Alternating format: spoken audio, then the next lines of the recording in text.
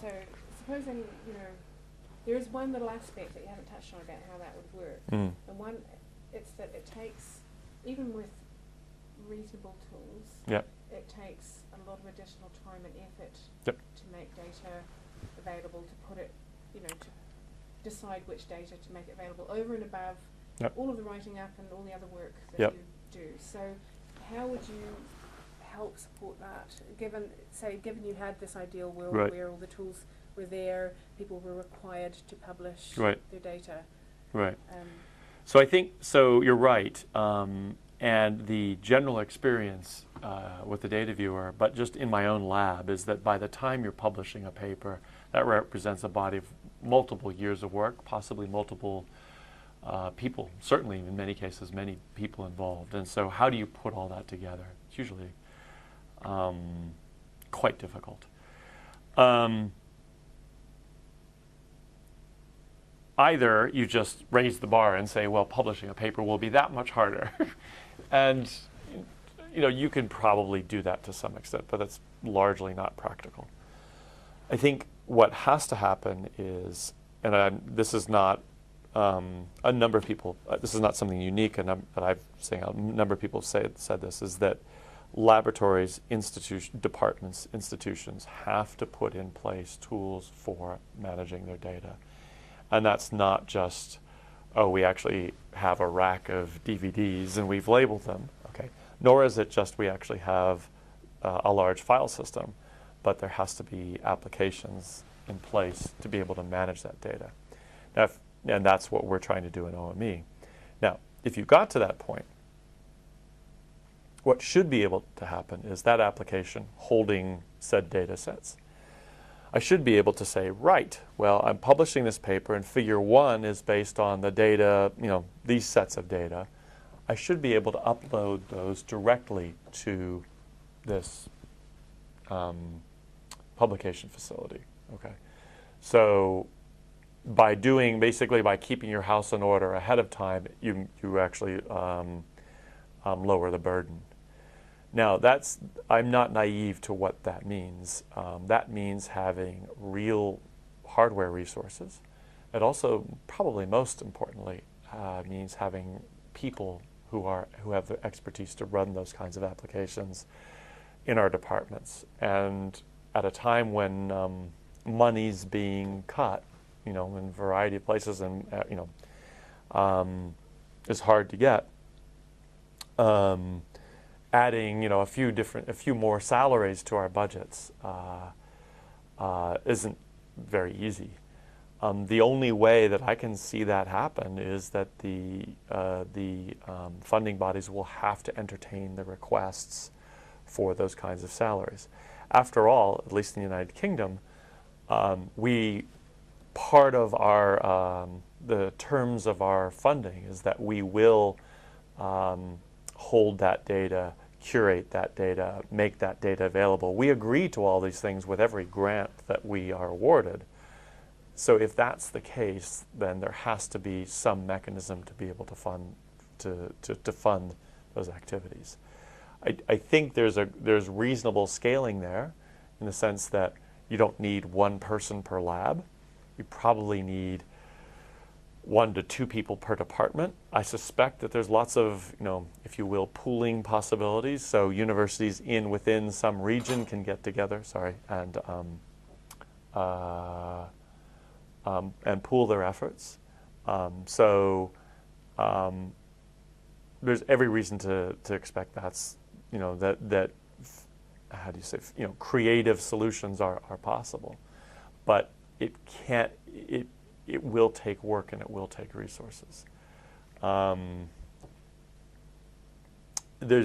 don't know that there's any other way around that. And for me as a scientist, my biggest fear is that, so this is all publicly funded work.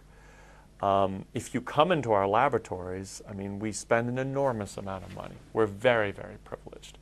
And so, you know, as scientists, we live sort of these bifurcated lives. You know, at home, you know, we have normal salaries. So we go to the supermarket and we look at the price of lettuce and we think, gosh, that's gone up a lot. you know, and in the labs, the price of research is incredibly expensive, and we have, really, quite generous budgets that allow us to compete and to work at a world level, after all, and that's very important. But the public should demand quality and output and interaction from us because of that investment. If we're not as efficient as we can be with the data we generate, if we're not deriving all the value that could be, members of parliament, people in the public, will at some point say, well, what's going on here? I mean, to some extent, we are public servants. We don't like to think of ourselves as that, but we really are. So if we're not, and if you look at the mission of the Wellcome Trust or the Cancer Research UK or the research councils, what we are doing is improving human health, trying to cure cancer, discovery for food security, for biosafety, et cetera. That is our job, whether we like it or not. That's what our funding says we should do. So we're going to have to answer those kinds of challenges, and I think that's why this is so important.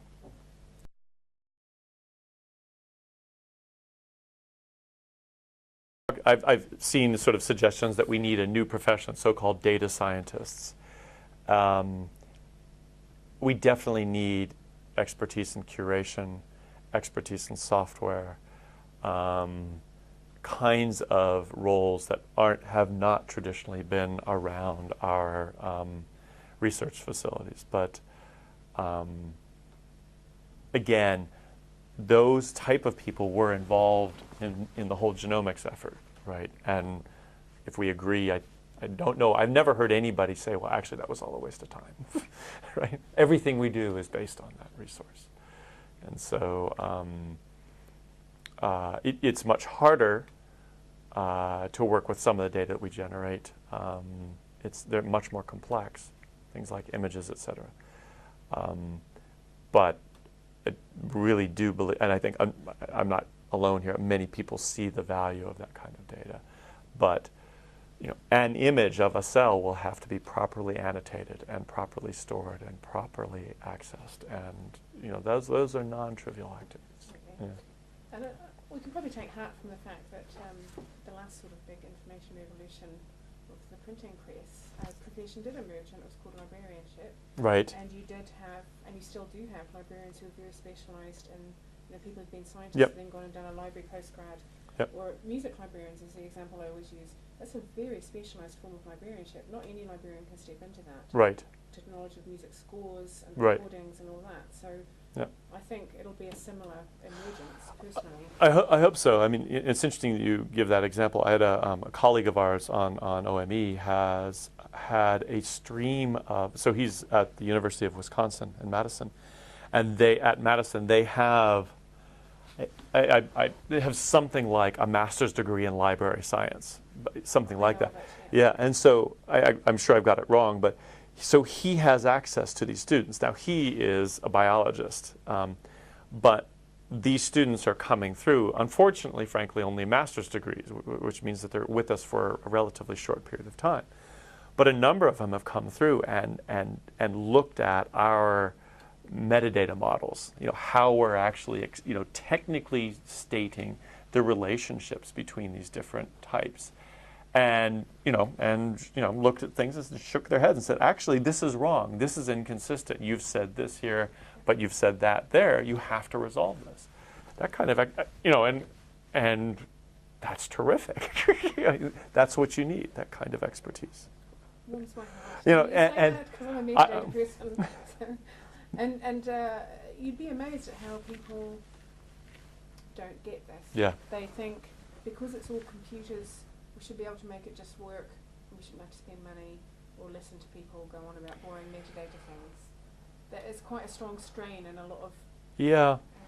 I think what we wrestle against all the time is a very strange prejudice that I don't exactly know where it comes from, but that software is somehow easy, and this should be easy. I have no idea if this is correct. A guess is that after all, I now have on my desk this beautiful machine, okay, and it's designed to be pleasing to me. And I have these devices, right, and they're quite cool, right, and my kids love them, right, and the whole interface is nicely sculpted. And I go double click, and something opens up, and I expect it to be nice. And after all, I just downloaded it, right? It just kind of appeared. And so on the one hand, I have a very, very high expectation of quality and design and function, which is correct. On the other, I have a sense of almost just access should be easy. It's almost not a right, but this good software should just sort of come to me, right? And by the way, I shouldn't pay very much for it.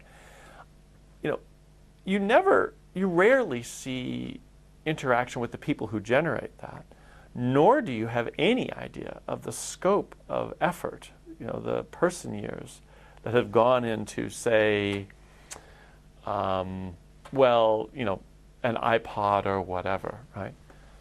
And but then you say, well, how many software engineers work at Apple, Microsoft, Google, or whatever? It's extraordinary.